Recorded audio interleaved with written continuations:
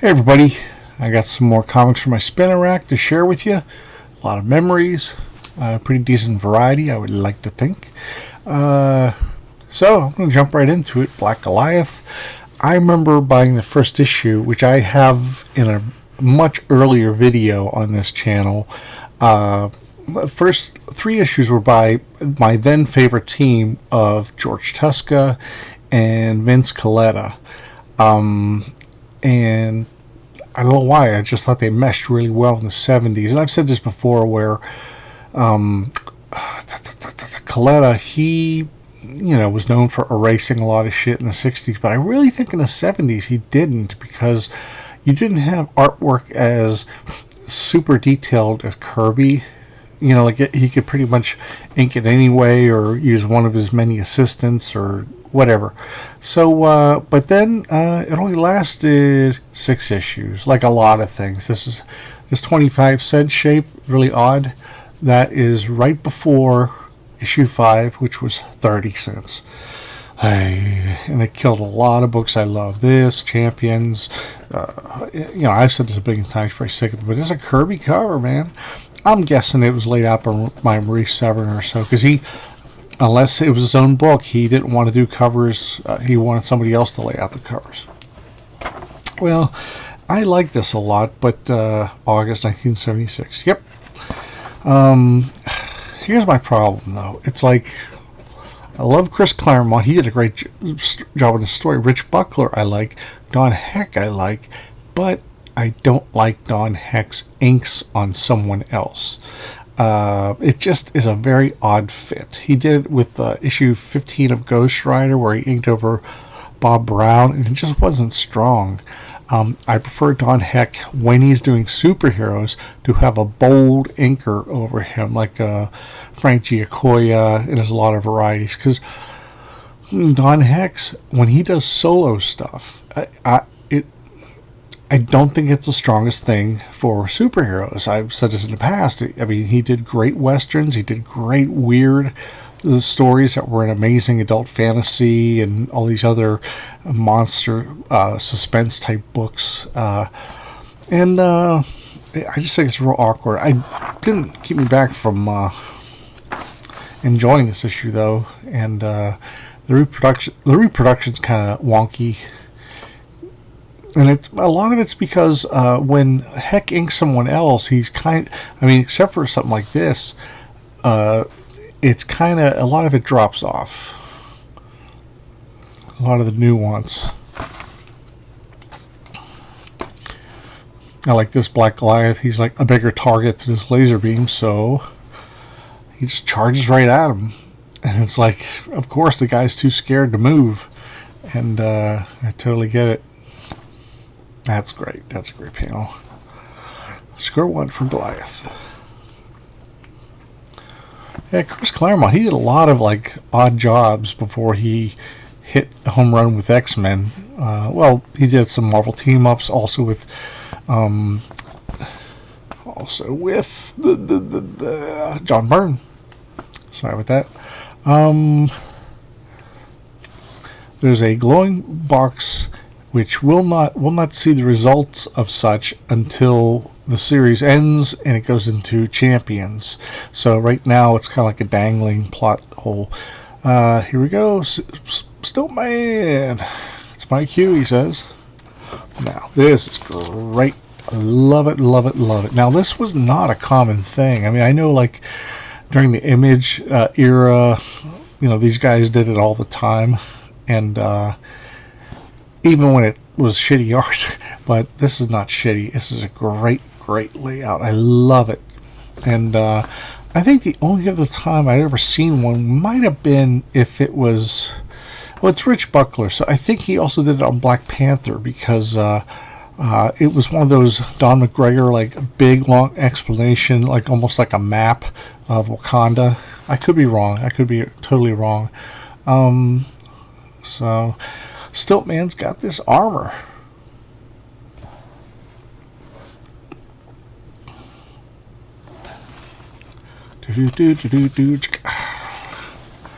Well, he drags Black Goliath way up high.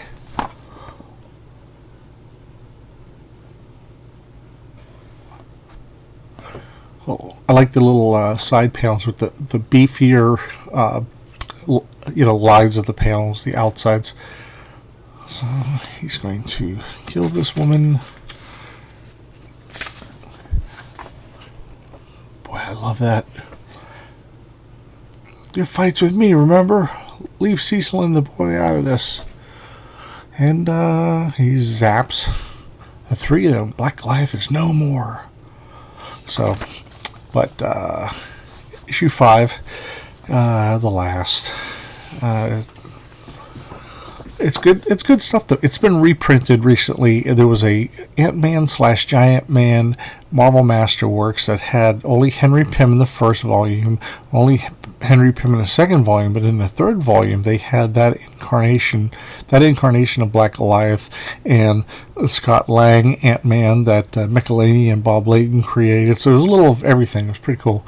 So Amazing Spider-Man versus the Sinister Syndicate. Now, as cool as these villains who've been used before, and as cool as that cover is, and as cool as Tom DeFalco and Ron Frenz had been on this book, I dropped this book with issue 175 or 6 because James Owsley was the editor at the time, and now he's known as Christopher Priest. He changed his name for whatever reason. He actually confessed in his blog that he was really fucking around with DeFalco and friends, and Jim Shooter liked to do that at the last minute. He kind of encouraged Jim Owsley to do it. He says, you know what? I was 22, and that's no age to be an editor. So when they decided, the Hobgoblin is, this person, then he would go like, no. And then they would say, okay, Flash Thompson is the Hobgoblin, which doesn't make any sense. And then they had one other guy be him, and they were having a meeting, like a retreat, and just for the hell of it, just to fuck with them, Jim Owsley says, no. He goes, no, the Hobgoblin is this guy, and that sort of led to their departure. And I really stopped the book because as a fan, there was like 2 or 3 reveals of who the real Hobgoblin was, and I felt like I was being jerked around. It totally backfired. I wasn't intrigued. I was sick of it. So I never got the book again until both Michelini and McFarlane took over. And but anyway, since then, I've purchased all the issues in between. These are issues that should be in an Epic collection. There's this gap between the books before and after, and there'll eventually be a collection. But there was another story that really sucked called Gang War, and it just really, there was so much meddling in it, and it ended up being kind of just dull, and so here we go. Tom DeFalco, Ron Frenz is doing the story layouts, and Brett Breeding is doing the pencils and inks, and it's sensational looking. It's great. Here we go. The Beetle, who would later become one of those Thunderbolts, who had how can you put it? He became a good guy. He reformed, first as a joke, and then in reality. Well, Silver Sable's ankles are hurting. Spider-Man's got his arm in a sling. He's about to get blasted. Oh, shut up. Being attacked from behind. Now, I'm going to go through this real quick. I love Tom DeFalco. I love Ron Frenz. But Tom does a lot of Stan Lee-isms that you don't have to know. It's like he's obviously getting hit in the back. He's not getting hit in the front. And there's a lot of that kind of stuff going on. Well, Sandman actually reformed. There was an issue 86 of Marvel 2-in-1 where the two of them, the Thing and Sandman, sat down and had a beer, and Sandman just wanted to change his life. And mostly because Hydro Man and Sandman got integrated through some kind of disaster, blah, blah, blah. It was like lightning, or it was chemicals, or some such. And when they broke up finally, when they disassociated each other, it was a very violating feel. Like they were they felt violated, and they went their separate ways. But apparently, Sandman's going after it with his one shirt. And, it's kind of weird. But then here comes Rhino. And I like that new outfit, too. It's kind of cool. I believe that's a friend's design. And he's got that, right there, Sandman. He's got that, like, kind of early Ramita kind of look to it. So, great action, though. This issue is packed with action. Now, Jack-O-Lantern, if I'm not mistaken, well, I know he first appeared in one of the last issues of Machine Man that Tom DeFalco and Steve Ditko did, and great design. I mean, holy crap, that is a great design by Ditko. At least I think it is. It's probably like his best costume in a long time. And I always liked hair, where there's shadows. Some people just do a generic, hairline. New universe. Like. And there is the Rose. I love that guy. He just wears a suit except for that mask and the glasses. Boy, I love that. And later on, he was revealed to be Wilson Fisk's son, and I hated that. Just because, See, Hobgoblin's fighting with Jack-O-Lantern. Two great characters, both Halloween themed, sort of. There's the Beetle, who got a revamp by John Byrne in an issue of Peter Parker's Spectacular Spider-Man. A much needed one. I don't mind some exposition, but some of it, I know it's just there to fill the panel. Like, you can't have this, like, a lower, left or right side of the panel without it being bare. I mean, with it being bare. So, Rhino hits Spider-Man from behind now. He's got a horn, okay? He does that to the Hulk. How does Spider-Man not get gored? I mean, he's got super strength. He's a little more physically dense than the average person, but he should have been gored and possibly dead. But he gets up and, for whatever reason, it just makes very little sense. But it's it's a fun read. But they announce everything way too much.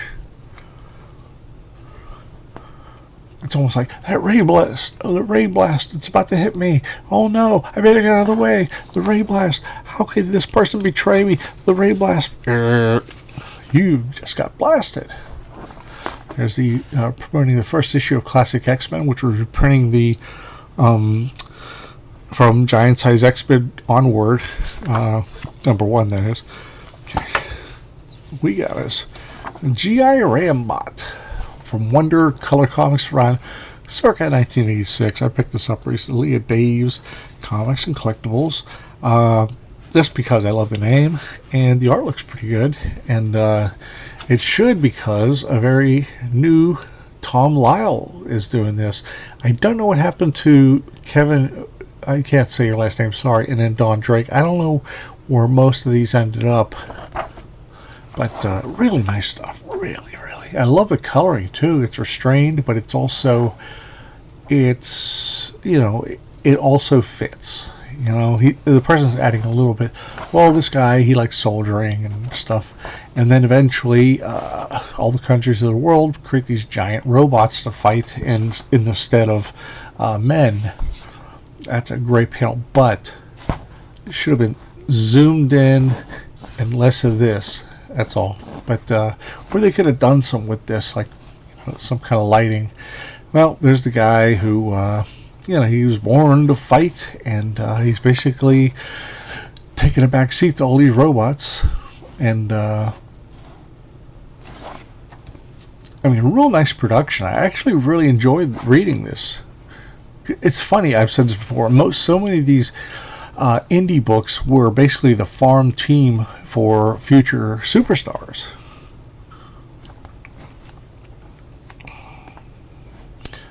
Like, I love the coloring there. That's smart. Very smart coloring. Well, they finally put up this shit one more time. They said, okay, G.I. Rambot. It's bigger than a human, but it's not one of those giant ones that's the size of a building, and they think it could do more damage because of its smaller size and maneuverability. And just like a transformer, it transforms into a jet and a car. Well, here's the thing. It ends without the word "the end." It says, well, it looks like it's just you and me, robot. Issue page 20. I forgot to mention this part. I jumped ahead and said it was end. Oh, here it is. It's a very similar panel. That's where I got distracted. See? Like, there's that, and then there's that. And that ends right there. Then you wouldn't have to buy your expensive toys. And it doesn't say, next issue, or it doesn't say the end, because I'm looking at the next pages, and there's just ads and promotion. Oh, come on. I've covered Transformers in the past. No, Terraformers. Sorry. Okay, we got us Legend of the Shield. This is for the short-lived Impact comics that came out possibly the worst time in comics, because it was 1991 or 92. Marvel had a ton of books. They had spin-off books. I mean, Ghost Rider had a Johnny Blaze comic. He had just a lot of, there was Nomad, like all these they basically threw all these new characters out that were associated. They were like under an umbrella, like Hellstorm was also in this Midnight something. They all had their little, I don't say fiefdoms, but there was so much product out that Impact Comics just didn't stand a chance. It just didn't. Because it's good, it's classic, but people weren't buying classic at the time. They were reading, kick-ass stuff, and, they were just, this looked quaint by comparison. And, if you're a long-time comic fan and you were sick of all that other stuff, this would be a good thing to go to, but there just wasn't enough to go around.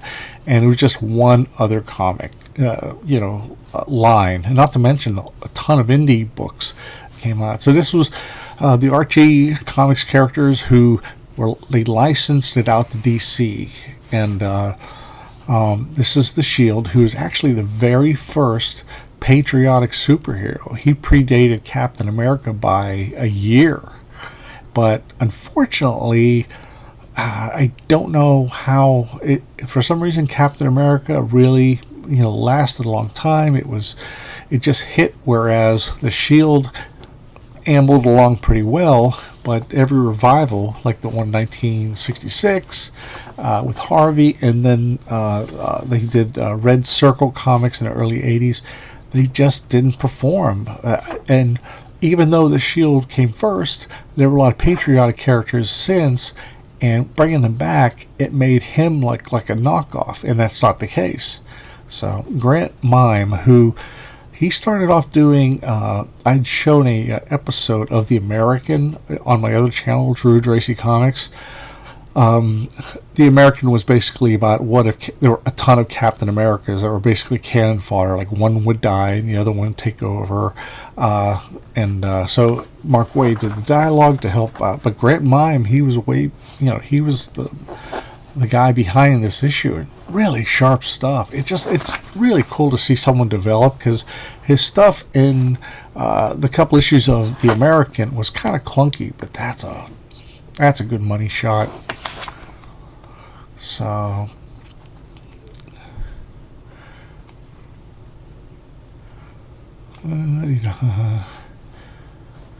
it's okay. I mean, there's a little too much personal, thumbing through this. There's just not a lot to get into. If you're buying something with a superhero, superheroes need more action, that is a great panel.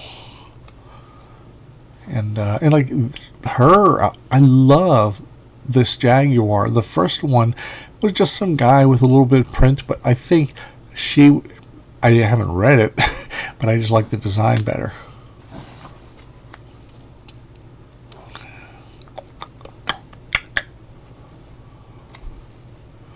And there's the Impact Comics. The web was, I reviewed that before, and it's just dreadful. The Fly was great because of Mike Parabek, who died too young. The Comet, I can't remember what it was like. I seem to remember kind of like it, but there's nothing in these books that make me want to go to issue 2. Oh, criminy. Look at this last page. It's just there. The story is just, no. The web is back in action. And you don't get a feeling like the web are really anything. Like they should have sort of had, I don't know. It just fell short in my eyes, and I hate to say that. We're going to the Incredible Hulk.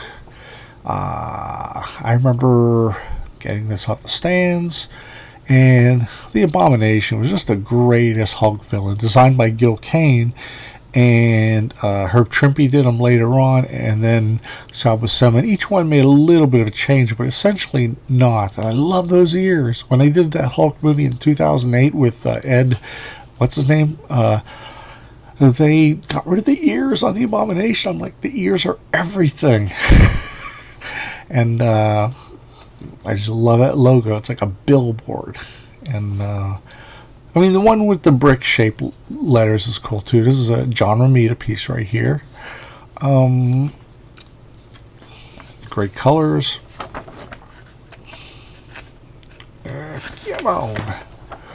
So there's a flashback by Sal. And I've said this before, I like Joe Staton as an artist, but inking on Sal just it's too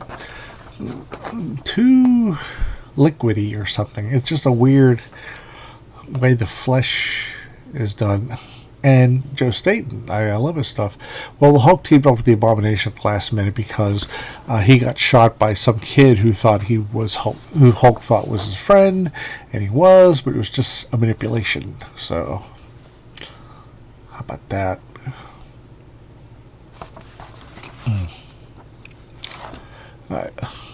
Jack Kirby ad about the time he comes back to Marvel. So much going on.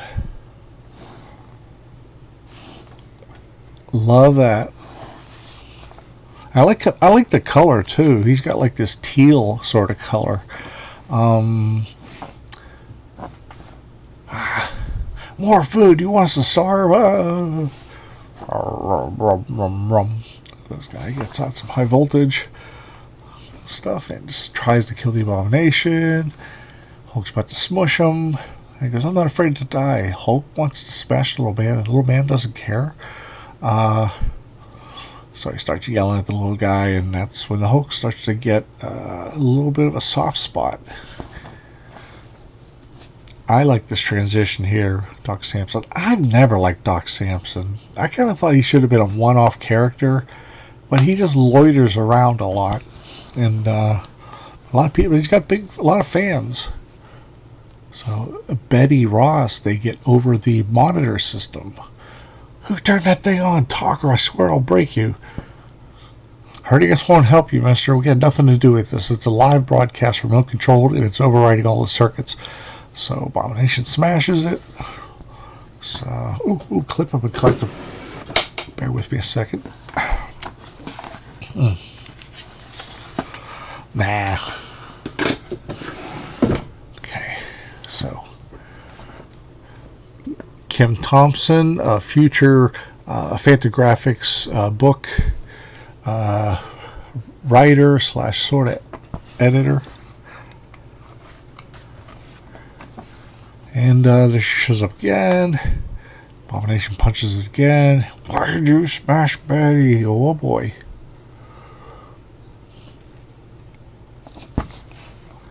It's a lot of fun.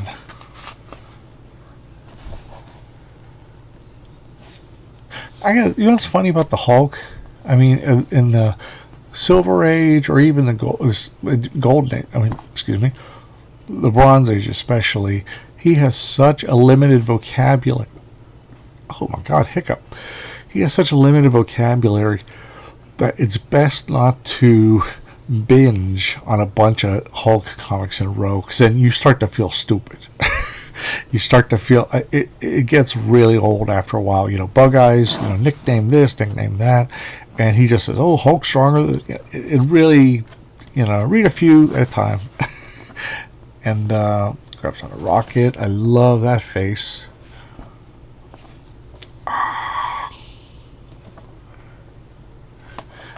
Big ears. Wait, Hulk was stronger than puny Rocket big ears. Oh, that's hurtful. Well, the instruments are off balance. It's a mess. They fall. Supposedly he's dead. Yeah, right. Man Thing makes 3, but it's a tremendous fun book. I mean, anything with the Abomination. What surprised me is how they used him so little. I mean, he used to just appear for 2 issues, and then he'd be gone. And I don't know.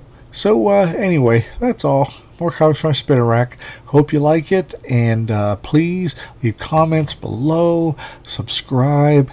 Leave lots of comments. Those are the best. And share. If you know somebody who likes this kind of stuff, share, baby, share. That's it. And have a good day.